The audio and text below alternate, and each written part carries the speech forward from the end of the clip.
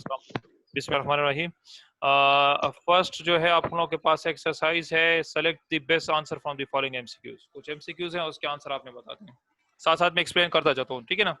जिस एमसीक्यूज का आंसर पता हो मुझे बता जाए। अच्छा, इसमें फर्स्ट एमसीक्यू दिया है, which function is use for output process in C language. इसमें इन चारों में से वो कौन सा फंक्शन है जो कि हमारे पास output process in C language में यूज होता है। First one is the print of, second one is the scan F, third one is the input, fourth one is the get C H. कौन सा है निदा, पता है इसमें वो कौन सा फंक्शन है जो आउटपुट प्रोसेसिंग के लिए यूज होता है इन सी लैंग्वेज? जी निदा, पता है कि नहीं? A1 is the printf, scanf B, C is the input, 4 1 is the get ch. Nida, yes sir. पता है इसका आंसर? No sir. अच्छा, देखिए आपको मैंने बताया था कि आउटपुट प्रोसेसिंग जो होती है आपकी फंक्शन आउटपुट जो है इसमें स्कैन एफ है। बी ऑप्शन इसका आपके पास करेक्ट ऑप्शन है। बी ऑप्शन क्या आपके पास करेक्ट ऑप्शन है, इसको मैंने हाईलाइट भी कर दिया है। बी ऑप्शन आपके पास क्या है, करेक्ट ऑप्शन है, क्योंकि बी ऑप्शन में जो स्कैन एफ है, मैंने आप लोगों को बताया भी था कि स्कैन एफ जो है ये आउटपुट फंक्शन है या आउटपुट प्रोसेसिंग के लिए हम इसको यूज करते हैं। अगर यहाँ पे आउटपुट के बजाय इनपुट आ जाए तो फिर आपने ए ऑप्शन सेलेक्ट करना होगा, प्रिंट एफ को। सही है, लगा लिए फर्स्ट को ऑप्शन, सही कर दिए। Yes sir. ओके, चले आ जाए सेकंड क्वेश्चन पे। सेकंड क्वेश्चन कह रहा है, which character terminates a C statement. वो कौन सा कैरेक्टर है जो आपके सी लैंग्वेज के जो स्टेटमेंट है उसको टर्मिनेट खत्म करता है? Colon, semicolon B, third one is the period, 4 1 is the comma. कौन सा है इसमें ऑप्शन? मैंने आपको बताया था कि जब भी आप कोई स्टेटमेंट लिखेंगे सी लैंग्वेज में उसको हम खत्म टर्मिनेट करते हैं with the help of which type. A is the colon, colon के थ्रू करते हैं, B हम सेमी कॉलन के थ्रू करते हैं, C1 is the period, 4 1 is the comma। पता है आपका आंसर निदा? इन चार में से कोई आप? Semi colon. Semi colon, good, सही है। सेकंड का भी आपसे आंसर क्या है आपके पास? क्वेश्चन 2 का जो है वो आपके पास जो टर्मिनेट करता है क्या आपके पास सी स्टेटमेंट को, करेक्टर की टर्मिनेट सी स्टेटमेंट वो है सेमी कॉलन को आपको टर्मिनेट करता है, ठीक है ना, खत्म करता है इसको, ठीक है। ओके, नेक्स्ट वन है आपके पास 3, which format specifier is used to print और read a floating point values. Format specifier इन चारों में से कौन सा है जो फ्लोटिंग पॉइंट वैल्यूज को उठाता है? %d, %i, %f या %d? कौन सा ऑप्शन है निदा? ये भी पता होगा आपको, जो फॉर्मेट स्पेसिफायर %f, गुड, सही है। आपके पास सी ऑप्शन इसका है, क्वेश्चन 3 में आपके पास सी ऑप्शन है आपके पास, ठीक है, सही है, जो कि फ्लोटिंग पॉइंट वैल्यूज को क्या करता है, वो करता है आपके पास। Fourth one, which escape sequence is used to move cursor to the beginning of a line। वो कौन सा कर्सर है जो कि आपको बिगिनिंग ऑफ द लाइन में क्या कहता है, एस्केप सीक्वेंस को लेके जाता है? /a, /r, /n या /b? कौन सा है आपके पास ऑप्शन इसमें?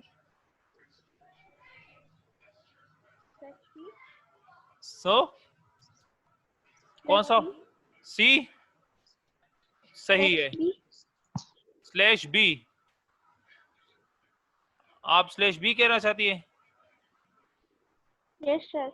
अच्छा, देख लेते हैं इसको, थोड़ा सा मैं आपको दिखाता हूँ। देखो ये आपको, मैं थोड़ा सा ऊपर जाता हूँ, आपको ये दिखाता हूँ कि इसमें आपका कौन सा है। देखें, इसमें मैंने आपको बताया भी था कि /b जो होता है बैकवर्ड के लिए आपके पास। देखें जो आपके पास cursor beginning to the next line आपके पास क्या है, /n। इसका आंसर है /n के लिए है, sorry r sorry, beginning of the line का है ना, beginning of the current line का हुआ है, तो ये /r है इसका ऑप्शन। ये आपके पास ऑप्शन नंबर है इसमें, थोड़ा मैं नीचे आ जाता हूँ, 3 4 है ना, ये है beginning of the current line, इसमें आपके पास बी ऑप्शन है /r, बी ऑप्शन इसको सेलेक्ट कर लें, ठीक है।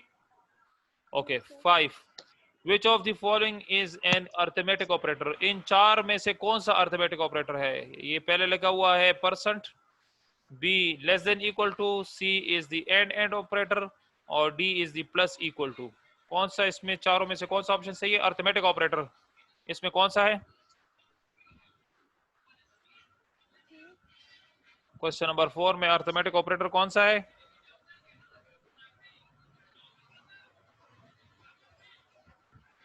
जी निदा यस सर। पता है कि नहीं, विच of the following is an arithmetic operator, नहीं पता बता दिया करो, खैर फिर मैं बता दिया करूंगा। इसमें अर्थमेटिक ऑपरेटर इज ए, आपके पास ये percent is the arithmetic operator, बाकी सारे जो है ये आपके पास अर्थमेटिक ऑपरेटर नहीं, ये लॉजिकल में आ जाते हैं, ठीक है ना। Next one is the which of the following is a logical operator, इन चारों में से कौन सा लॉजिकल ऑपरेटर है।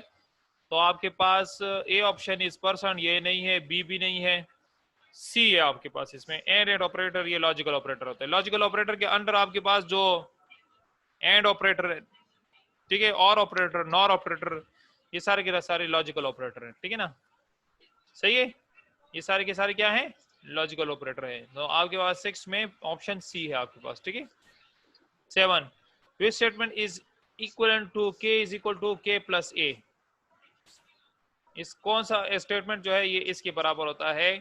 तो इसके लिए जो ऑप्शन है ए दिया, k plus is equal to A, k is equal to plus A, k plus plus A, D is k is equal to a plus plus, इसमें ऑप्शन ए है आपके पास k plus is equal to a। इसको हम इस तरह भी लिखते हैं, k is equal to k plus 1 को हम क्या लिखते हैं, k plus is equal to A भी लिखते हैं आपके पास, ठीक है, समझ आ गई इसकी। 8 yes sir. Which of the following is N incremental operator, incremental operator मैंने आपको बताया था कि प्लस प्लस जो होता है आपके पास, इंक्रीमेंटल प्लस प्लस को कहते हैं, डिक्रीमेंटल माइनस माइनस को कहते हैं। तो इन चार ऑप्शन में से option C is your incremental operator, plus plus इसका आएगा आपके पास, ठीक है। तो 7 8 में आपके पास क्या है, ऑप्शन सी है। आ जाते हैं next, which of the following operators has the highest precedence, वो कौन सा ऑपरेटर है जिसकी हाईएस्ट आप प्रेसिडेंस रखेंगे, वो आपके पास ऑप्शन डी है, मल्टीप्लिकेशन को हम सबसे पहले प्रायोरिटी देते हैं। ये कल मैं आप लोगों को करवा रहा था लेकिन आप नहीं थी, आप जो है ना पिछले वाला लेक्चर देख ले, उसमें जो है मैंने कुछ क्वेश्चन किए हुए हैं। तो उसमें हम शुरू में क्या करते हैं, हाईएस्ट प्रायोरिटी हम किसको देते हैं, ऑप्शन डी है, मल्टीप्लिकेशन को हम प्रायोरिटी देते हैं। तो पहले हम क्या करते हैं, मल्टीप्लिकेशन को प्रायोरिटी देंगे, ठीक है ना। नेक्स्ट वन लास्ट वन है, what will be the output of the expression, इसका आउटपुट क्या होगा। इसका आउटपुट में आपने क्या करना है कि पहले आपने 5 इसी तरह लिख देना है, 3 और 3 को मल्टीप्लाई करें। चलो इसको एनोटेट रूल ले लेता हूँ टूल, और उसकी मदद से इसको मैं आपको सॉल्व कर देता हूँ। आप देखिए 5 इसी तरह आपने लिख दे रहे हैं, स्टेप की बात कर रहा हूँ, ठीक है ना। प्लस का निशान आपने इसी तरह डाल दे रहे हैं, ये 3 और 3 को मल्टीप्लाई करें क्या आता है, 3 3 जा 9 आ जाएगा, 3 3 जा क्या आ जाएगा आपके पास 9। अच्छा ये 9 आपके पास आ जाएगा, फिर उसके बाद -1 है, ये -1 इसी तरह आ जाएगा। अब नेक्स्ट स्टेप में आपने क्या करना है, नेक्स्ट स्टेप में आपने क्या करना है, 5 और 9 को प्लस करें क्या आता है आपके पास 14, 14 प्लस करेंगे और उससे 1 माइनस करेंगे। नेक्स्ट स्टेप में आपके पास क्या होगा, 14 से 1 माइनस करेंगे तो आपके पास रिक्वायर्ड इसका आंसर क्या आएगा 13, ऑप्शन बी इसका आंसर है आपके पास। क्या ऑप्शन है इसमें, इसका ऑप्शन बी जो है आपके पास रिक्वायर्ड इसका आंसर है, ऑप्शन बी इसका रिजल्ट है जो कि है 13। इसकी समझ आ गई, यस सर। ठीक है। हमने कल ये वाले क्वेश्चन किए थे, ये आप नहीं थी, खैर ये उस पिछले वाले लेक्चर में आप देख ले, उसमें आपको पता चल जाएगा इसमें से, ठीक है, कि कौन कौन से क्वेश्चन मैंने कैसे किए हुए, ठीक है। अच्छा नेक्स्ट आ जाते हैं हम शॉर्ट क्वेश्चंस पर। शॉर्ट क्वेश्चन में इस तरह करता हूँ कि ये जो फर्स्ट आपके पास क्वेश्चन गिवन है, जो कि लिखा हुआ है why format specifier is use, explain with example. Format specifier किसे कहते हैं और एक कुछ एग्जांपल बता दें हमें, explain with the help of example. तो फॉर्मेट स्पेसिफायर का आपने क्या करना है, टॉपिक आपने खोलना है फॉर्मेट स्पेसिफायर का। मैं जरा ऊपर चला जाता हूँ, फॉर्मेट स्पेसिफायर खोल लेता हूँ और उससे मैं आपको एक्सप्लेन करता हूँ। क्वेश्चन नंबर 1 का जो आंसर है वो कहाँ से है वो अभी मैं बताता हूँ आपको। फॉर्मेट स्पेसिफायर पे जाते हैं हम थोड़ा सा। अच्छा, ये आपके पास फॉर्मेट, आपने क्या लिखना है, फॉर्मेट स्पेसिफायर की हेडिंग देनी है, ठीक है। फॉर्मेट स्पेसिफायर की हेडिंग देने के बाद लेकिन format specifier is a computer code that tells about the data types, field width and the format according to which a value is to be printed or read it from an input device.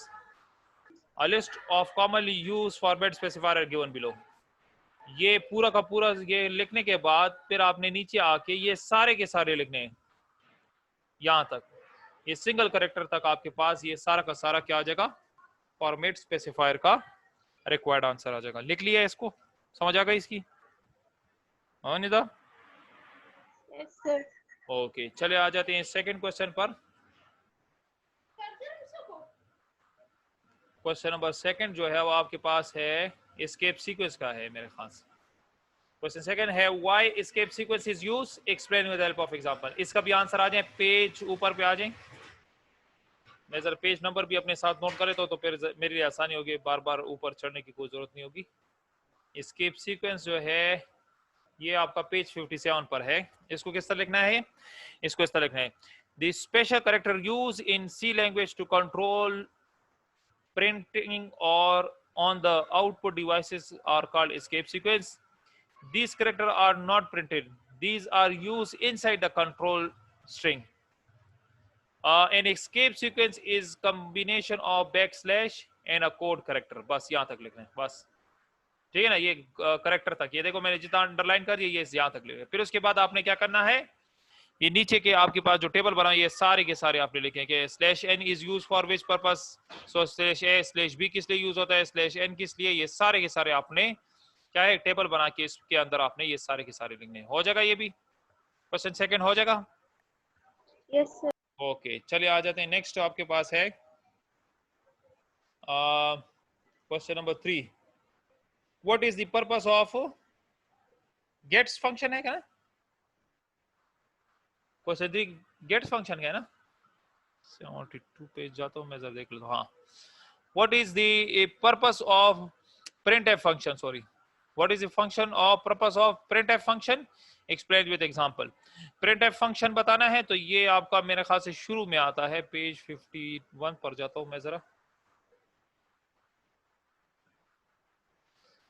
what is the function of printf function, अब यहाँ पे आ जाएंगे। the printf function आपने इस तरह लिखना है, the printf function is used to print text, context, constant values of the variable and expression on the screen in specified format.